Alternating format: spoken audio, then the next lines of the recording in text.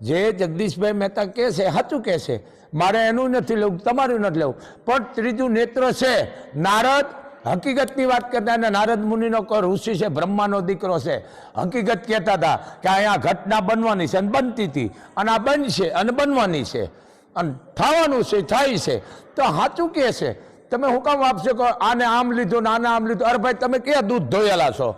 તમે એ કોઈ દૂધ ધોયેલા આવો જે તમે ડીંગા મારો છો ને, એ સમજી લેજો દુનિયા બધી જાણે છે. શું કામ તમે ભારી ભારી હલકા થાવ છો? પણ પેટ છે, હવને હોય પેટને, સમજી ગયા ને તમે? આ વસ્તુ સમજો તમે. પણ આવા હાવ આપશેકો ન નાખો આ માણા માથે, આ તમે ગુનેગાર બનો છો એક જાતનો. કોઈ માણા માથે સમજાવીને આપશે, અને કદાચ હાલો હોય તો શું તમારી પાસે પ્રૂફ છે? પુરાવો શું છે? કારણ કે અત્યારે મૌખિક નથી હાલતું, એનો વિડીયો જોવે રીતસરનો, એ કોર્ટે નથી માન્ય રાખતી. રેકોર્ડિંગ તો કોઈ પણ ડુપ્લિકેટ અવાજ કરીને કરી શકે.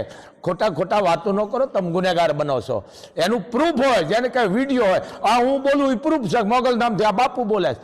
જગદીશભાઈ, મેં હું કોઈ પત્રકારનો વિરોધ ન, આ હાથું કહેવા વાળો કોઈના બાપનું આટલું નથી. એમાં હું તો મને કહી દઈશ, બધાને કહી દઈએ, કારણ કે એનો ધર્મ છે, એની ફરજ છે. અને જો પત્રકાર હાથું નહીં કહે તો પછી મારા તમારો અવાજ કોણ સાંભળશે? તો કાલે એનો એવો દબી દઈશું આપણે.